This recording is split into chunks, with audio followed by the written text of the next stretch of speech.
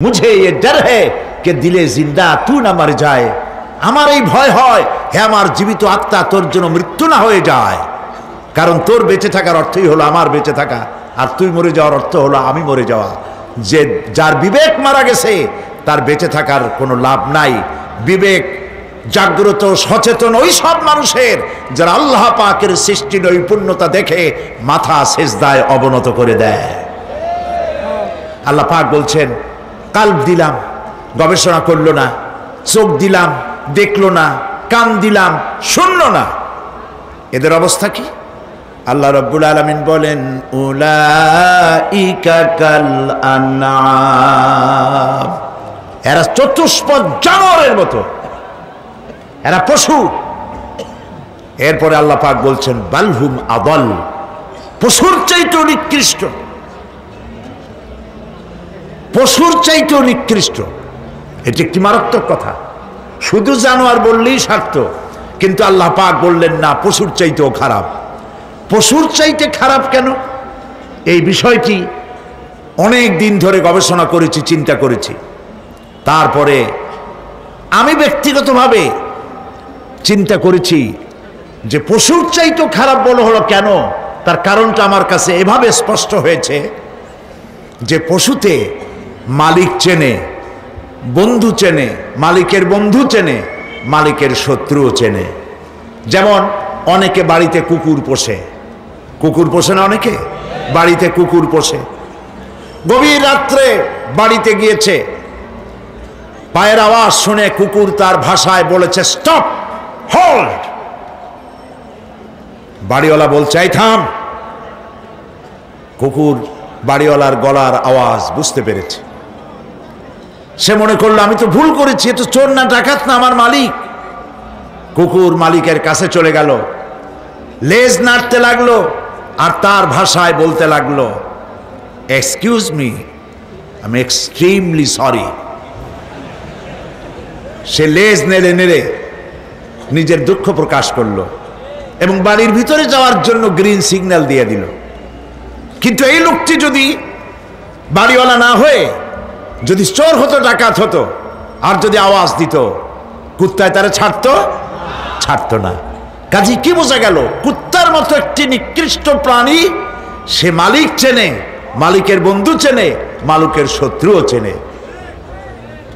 উলাইকা কাল আনআম, যাদের কালব আছে, আমারে বুঝতে চেষ্টা করলো না, চোখ আছে আমার সৃষ্টি জগৎ দেখে আমাকে অনুভব করতে পারলো না, কান আছে আমার কথা শুনে হেদায়েত পেল না, এরা শুধু জানোয়ার নয়, জানোয়ার চাইতেও নিকৃষ্ট।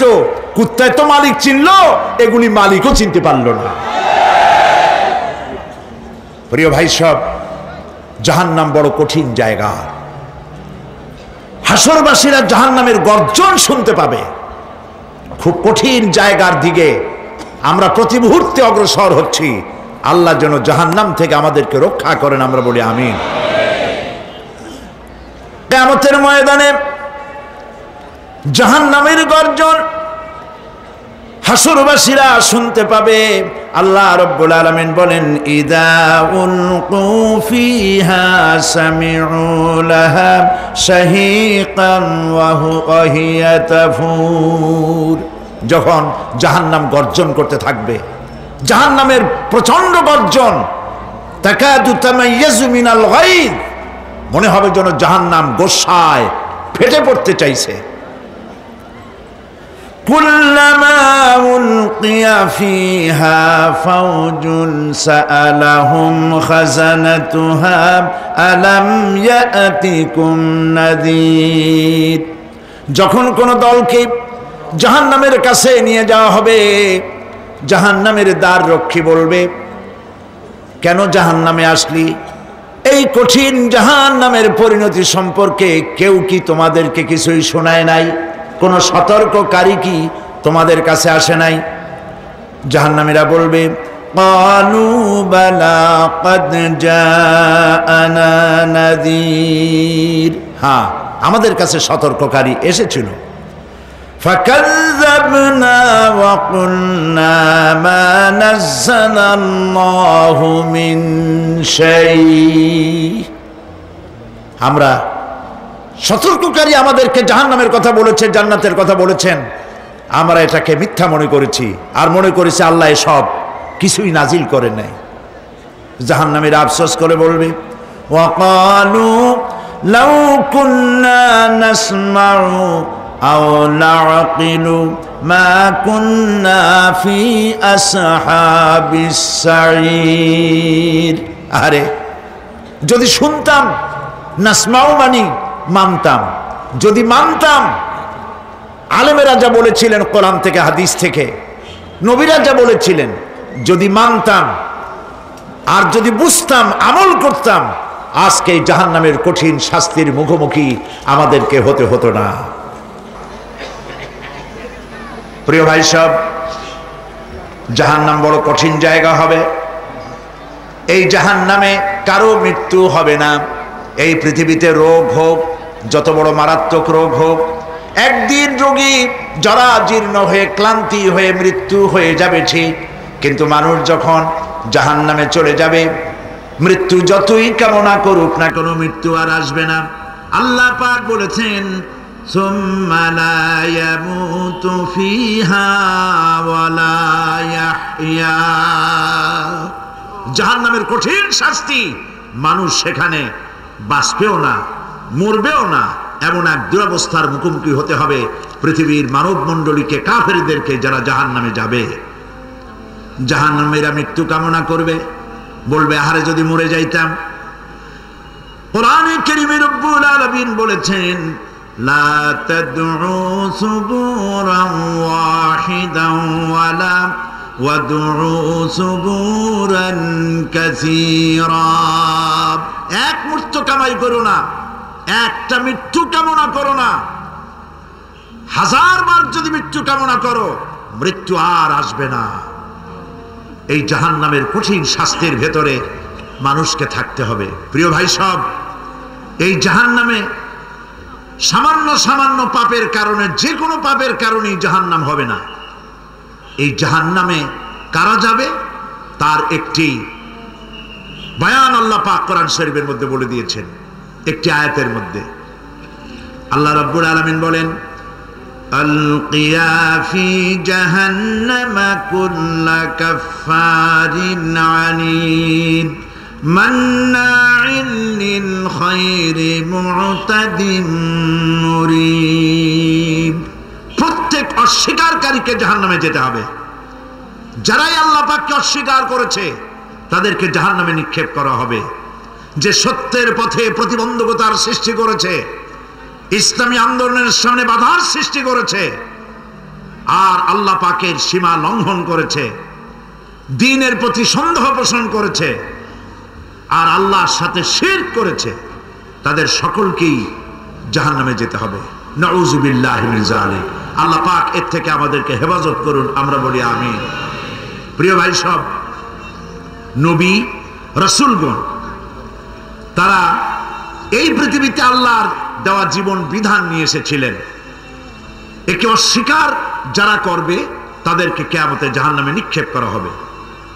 প্রতি মুহূর্তে আল্লাহর রহমতের উপরে বেঁচে থেকে যারা আল্লাহ পাকের কৃতজ্ঞতা স্বীকার করবে না, তাদেরকেও জাহান্নামে যেতে হবে।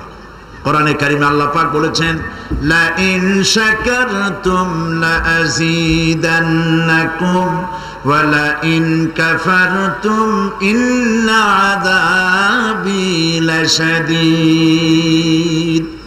আমার নিয়ামতের কৃতজ্ঞতা যারা স্বীকার করবে, আমার নিয়ামতের শুকর যারা আদায় করবে, আমি তাদের নিয়ামতকে বাড়ায় দেব।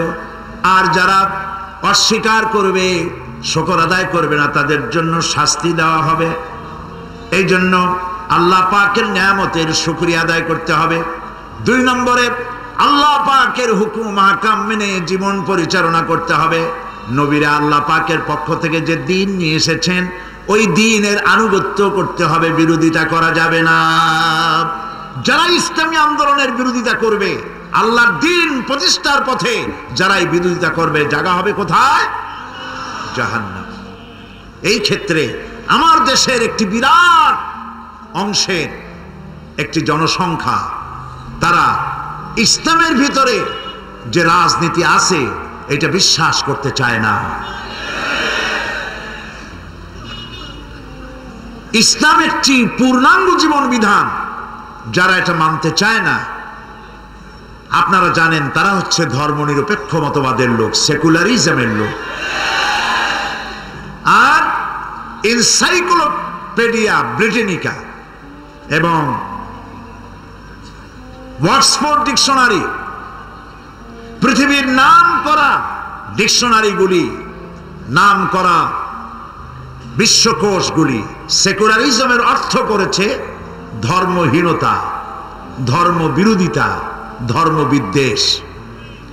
সপ্তম সংসদে তদানীন্তন প্রধানমন্ত্রীর সামনেই আমি এই বিষয়টির উপরে আলোচনা করেছিলাম যে ধর্মনিরপেক্ষ মতবাদ একটি কুফরি মতবাদ, এই মতের সাথে মুসলমানদের কোনো সম্পর্ক হতে পারে না। আজকে যারা এই মাহফিলে এসেছেন আমি বিনীতভাবে অনুরোধ করতে চাই বিষয়টি উপলব্ধি করতে চেষ্টা করুন। আল্লাহ পাক পৃথিবীতে যা যা দিয়েছেন শয়তান তার উল্টা আরেকটা করেছে। আল্লাহ রাব্বুল আলামিন তিনি পৃথিবীবাসীকে দিয়েছেন খেলাফত, শয়তান করেছে মুলুকিয়ত। আল্লাহ পাক দিয়েছেন যাকাত ভিত্তিক অর্থ ব্যবস্থা, শয়তান করেছে সুদ ভিত্তিক অর্থ ব্যবস্থা। আল্লাহ দিয়েছেন কমপ্লিট কোড অফ লাইফ ইসলাম, শয়তান করেছে ধর্মনিরপেক্ষ মতবাদ। ধর্মনিরপেক্ষ মতবাদের স্রষ্টা কে? শয়তান। জোরে বলেন কে? শয়তান। সে ধর্মনিরপেক্ষ মতবাদের সৃষ্টি করেছে। প্রিয় ভাই সব একটু লক্ষ্য করুন, ধর্মনিরপেক্ষ মতবাদ আমি মুসলমান হয়ে কেন গ্রহণ করব? আমি ধর্মের ব্যাপারে নিরপেক্ষ থাকব কেন? এ ব্যাপারে প্রশ্ন জাগা উচিত। যারা ধর্মনিরপেক্ষ মতবাদের লোক তারা বলেন ধর্মনিরপেক্ষতার মানে ধর্মহীনতা নয়, ধর্মবিরোধিতা নয়। তাদের এই কথাটা জনগণকে বোকা বানাবার জন্য তারা ধোঁকা দেয়। ওনারা আমাদেরকে দেখাক এনসাইক্লোপিডিয়া ব্রিটানিকা সেকুলারিজমের অর্থ কি লিখেছে, অক্সফোর্ড ডিকশনারি সেকুলারিজমের অর্থ কি লিখেছে, আমাদেরকে দেখাক। এর অর্থই হলো ধর্মবিদ্বেষ এবং ধর্মহীনতা। ধর্মের ব্যাপারে, ইসলামের ব্যাপারে নিরপেক্ষতার অর্থ হচ্ছে এই, নামাজ রোজা হজ যাকাত করব আমার ইচ্ছে মতো, আল্লাহর হুকুম মতো, কিন্তু আমার অর্থনীতি, আমার সমাজনীতি, আমার রাজনীতি, আমার পররাষ্ট্রনীতি, আমার স্বরাষ্ট্রনীতি এর ভেতরে আল্লাহ এবং রসুলের কোনো প্রবেশের অধিকার নাই। এটার নামই হচ্ছে ধর্মনিরপেক্ষ মতবাদ। বলেন ঠিক কিনা? এটার নামই ধর্মনিরপেক্ষ মতবাদ। আমি প্রশ্ন রাখি, যে আল্লাহর দরকার নাই পার্লামেন্টে, যে আল্লাহর প্রয়োজন নাই ক্যান্টনমেন্টে, যে আল্লাহর প্রয়োজন নাই ইউনিভার্সিটিতে, যে আল্লাহর প্রয়োজন নাই ক্ষেত খামারে অফিস আদালতে, অবশেষে এই আল্লাহর কোনো দরকার কি আছে? তারা আল্লাহর কোনো দরকার রাখতে চায় না, এই জন্য তারা নিরপেক্ষ থাকতে চায়। প্রিয় ভাই সব, ধর্মনিরপেক্ষতার অর্থ যে ধর্মহীনতা তার প্রমাণ তারা নিজেরাই 1972 সনে দিয়েছে। কারা দিয়েছে আমি নাম নিতে চাই না, আপনারা বুঝে নেন। আমরা সকলের হেদায়েত কামনা করি। ওই ভাইরাও এ মাহফিলে আছেন। আপনার আল্লাহর কসম আপনাদের সাথে আমাদের কোনো শত্রুতা নাই, আল্লাহর কসম শত্রুতা নাই। কলিজার সবটুকু দরদ উজাড় করে আমরা চাই আপনারা ফিরে আসুন।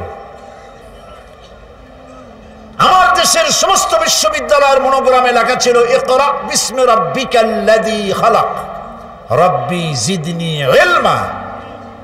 আপনারা তখন বিশ্ববিদ্যালয়ের মনোগ্রামগুলি থেকে আল্লাহর কোরআনের এই আয়াতগুলিকে মুছে ফেলে দিয়েছিলেন। আমি কি অসত্য বলছি? সলিমুল্লাহ মুসলিম হল এই নামের মধ্য থেকে মুসলিম শব্দ আপনারা বাদ দিয়েছিলেন। নজরুল ইসলাম কলেজের নজরুল ইসলাম কলেজ যেহেতু নামের মধ্যে ইসলাম আছে ওটাও সইতে পারেন নাই, ইসলাম আপনারা বাদ দিয়েছিলেন। এ কথাগুলি আমি যা বললাম একটি অক্ষর যদি মিথ্যে হয় কিয়ামতে আল্লাহর কাছে আসামির কাঠগড়ায় আমাকে দাঁড়াতে হবে। প্রিয় ভাই সব, আবারও বলি, আল্লাহর শপথ আমরা আপনাদের দুশমন নই। আপনারা আমাদের ভাই, আমরা আপনাদেরকে ফিরাতে চাই অন্যায় রাস্তা থেকে। আল্লাহ পাক কোরআনে কারীমের মধ্যে বলেছেন, আফাতুমিনুনা বিবাদিল কিতাব ওয়া তাকফুরুনা বিবাদ। তোমরা কি কোরআনের কিছু কথাকে বিশ্বাস স্বীকার করবে, কিছু কথাকে মানবে, আর কিছুকে করবে অস্বীকার? তাহলে এই পৃথিবীতে তোমাদেরকে লাঞ্ছনার শাস্তি দেওয়া হবে, আর কিয়ামতের দিন কঠিন শাস্তি তোমাদেরকে প্রদান করা হবে। সুতরাং আমি পরিষ্কার করে বলতে চাই, ধর্মনিরপেক্ষ মতবাদ হচ্ছে মুসলমানদের বিরুদ্ধে, ইসলামের বিরুদ্ধে পরিচালিত একটি কুফরি ষড়যন্ত্র।